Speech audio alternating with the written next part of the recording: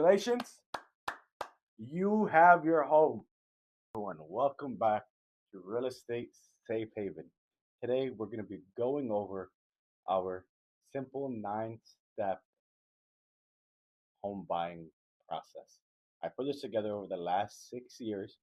This allows my clients to go through the process without guessing what's next. I like to set the expectation with my clients that we know what we're doing, at least, you know, feel like they know what they're doing. Um, because it can definitely be an emotional process, and all those feelings that you're gonna feel in the process are 100% valid. Um, I know that's strange to be heard or said because a lot of people make it seem like, oh no, don't think this or don't think that. Yes, don't. But at the same time, it's like you can't control that, those first thoughts. Um, However, this takes out the guessing of what is next. So the first thing to do is find the right real estate agent. There are tons of agents out there. I would love for you to work with me, and I would love to work with you. It's definitely a process that I like to tailor make for my clients. That custom plan, so it's tailored to you. You know what this is designated for you, your needs, your wants, and not just some commercialized quick on to the next, and you're just a number. You matter. You are a real person. Anyways, um, so the next step will be preparing for home ownership. So, what's really good to do is get into the role of budgeting, of understanding where you want to be and where you need to be budget wise. So, the best thing to do is to speak with a lender confirming our purchasing power or your purchasing power. You're going to hear me say us, we are a lot because I look at myself as a partner with my client in this process. So, they're not alone. I've helped an attorney buy their home. I've helped tons of people relocate to Houston. So it's important working with someone that understands your needs, hears your needs, and validates them. They're valid on its own, but having that reinsurance is big. So with that, step number two, like we were talking about, is to check your credit score, financial health, determine your budget that where you want to be just because you're approved for a certain monthly payment. Like say for example, you're approved on paper for $4,000, but you've been renting for the last couple of years of like 1,500, 2,000, and you don't want to shock yourself. There's a term called house poor. You don't want to be house poor. So meaning you afford your payments, you afford everything, your lifestyle, but you're barely saving any money for those what ifs, those rainy days. So I don't encourage my clients to go into that type of business position because it's not really sustainable. We want you to be able to get your home, stay your home, and grow in your home, not having to rush out. So meaning, let's get on to step number three. Actually, before we go to step number three, one last thing is saving for your down payment and closing costs. Closing costs can range with the down payment included anywhere from 4 to 6, 7% minimum. With down payment, there's different loan mortgage like options out there that you could get into your home with as little as 0% down with different USDA programs and stuff like that. Not to get too much into the lending side because I'm not a lender, I am a licensed realtor in the state of Texas. So, with that said, what we'll do is we'll make another video, we'll connect with one of my lender partners so we could set it up in a way where I ask them, frequently asked questions, different needs, tips, and stuff like that. So then you understand from a licensed professional who's been in the industry, a veteran. So number three is start home hunting. So starting that home search is a lot of people think it's the big and the most important step. Yes, finding the right home that fits you and your family needs is very important, but that's just the beginning process. So it's easy to find the house. Um, so that's the hard part for you. The rest is heavy lifting, and have working with the right agent makes or breaks it. Anyways, so with number three is browsing online listings, visiting different open houses, And I give my clients a stack of cards so they're not getting entered into a bunch of these different realtors databases and they're gonna call you and all of this. This will be direct. You give them the card, they'll be like, okay, thanks. They'll either toss it away or they'll reach out to me and say, hey, Cassim, your client came. And then with your agent, me, we will schedule private showings.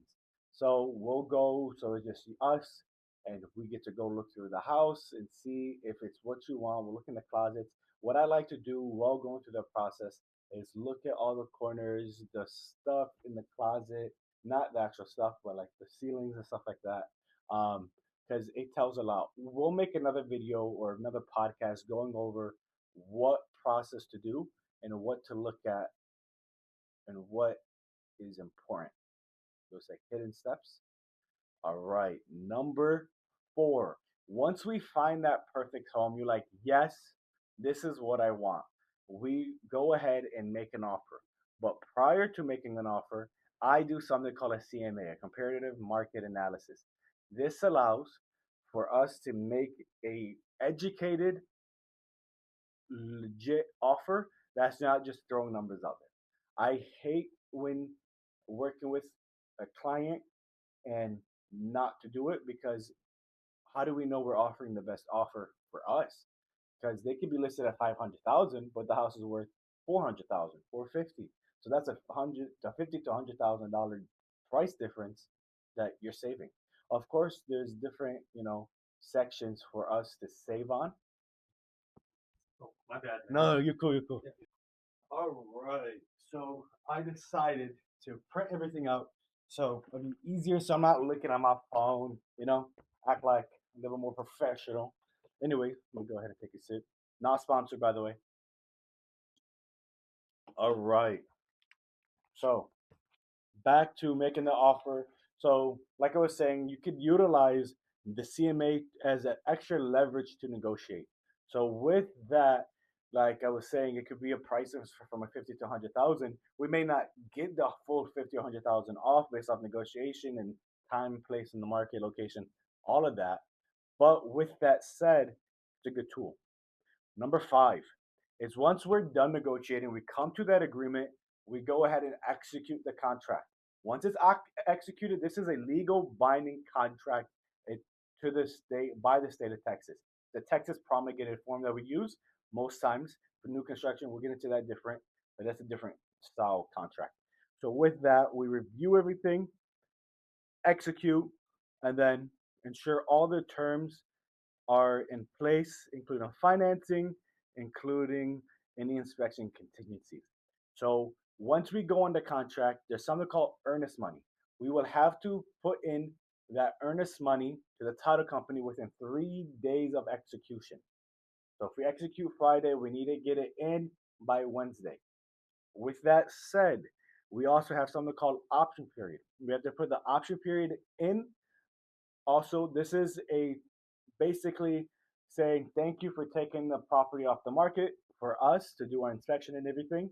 Here's we could do anywhere from $25 to $75 a day, depending on the price. If we'll get into more details once we talk in person.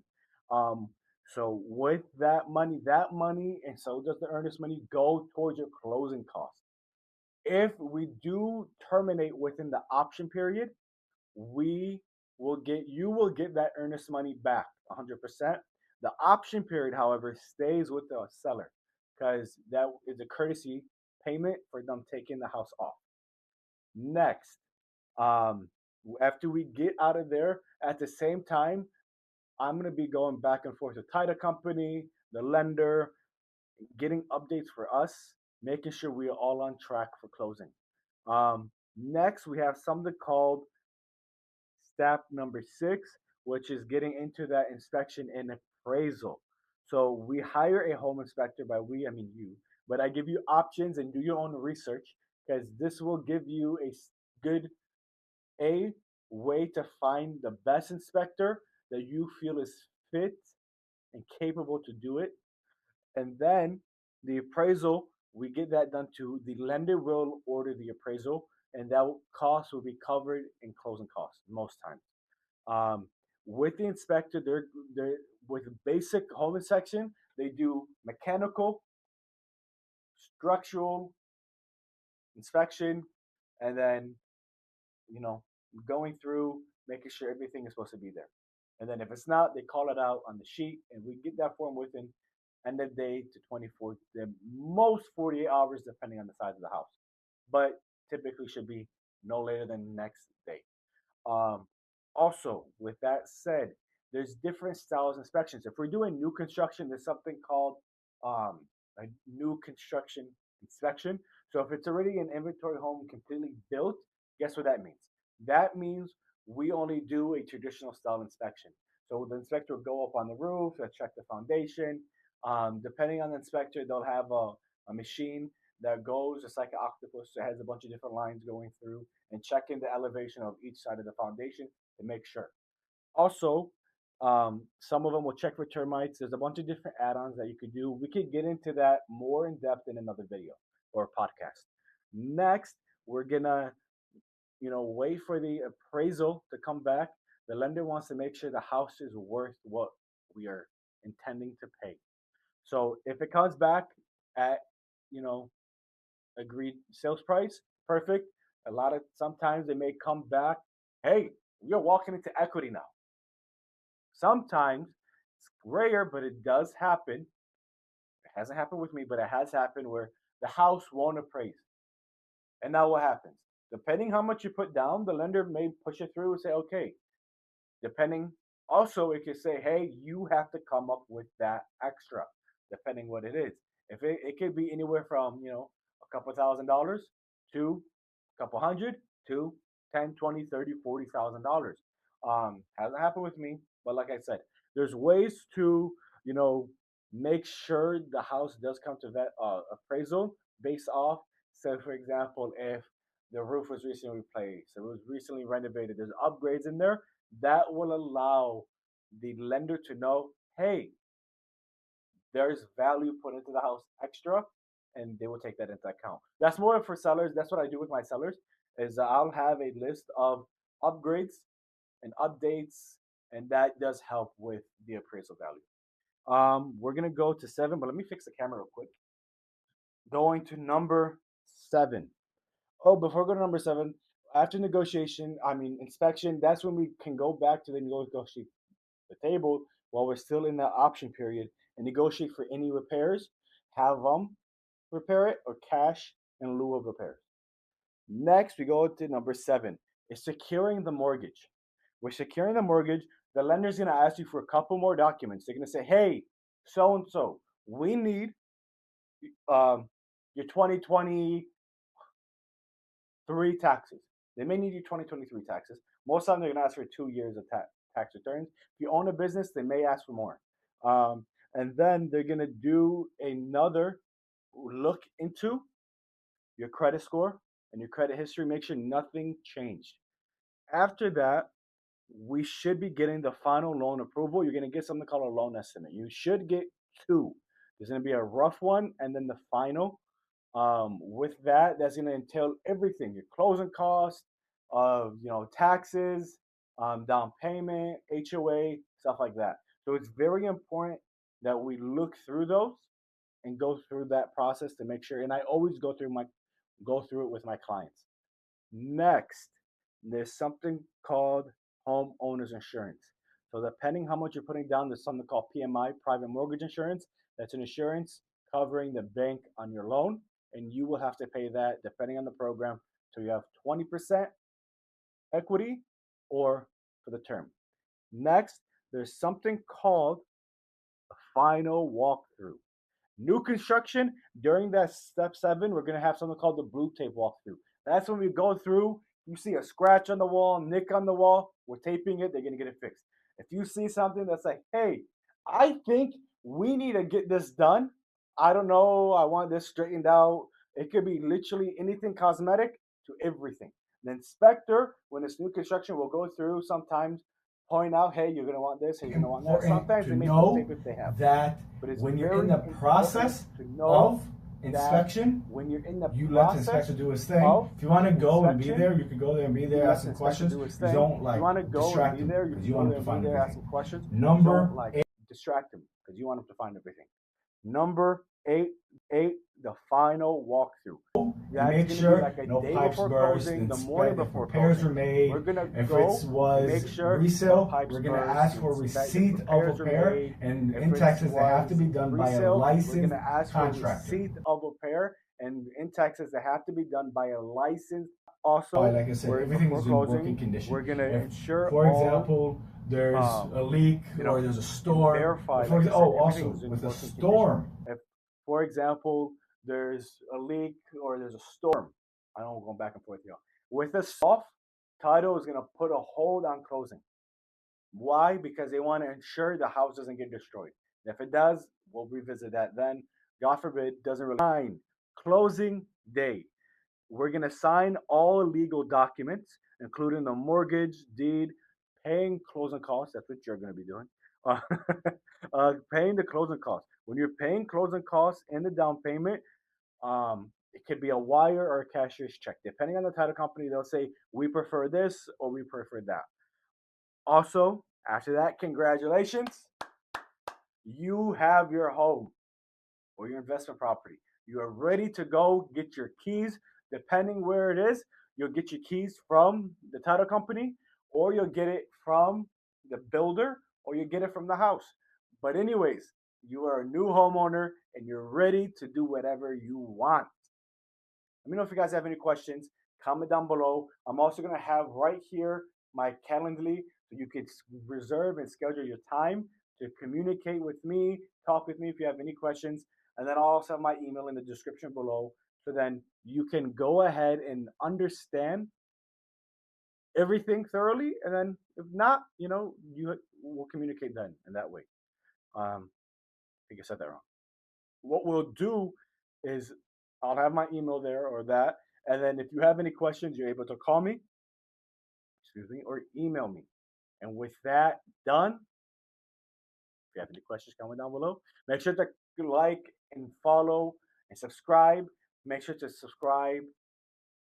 I guess I keep saying that. Anyway, make sure to follow us on Facebook, Instagram, TikTok. Instagram and Facebook always gets all the behind the scenes before anything comes out the day before, sometimes 2 or 3 days. You want to have all the up-to-date info of the market. Make sure you like these podcasts. I know it's been a minute since we did it, but welcome back. We are here.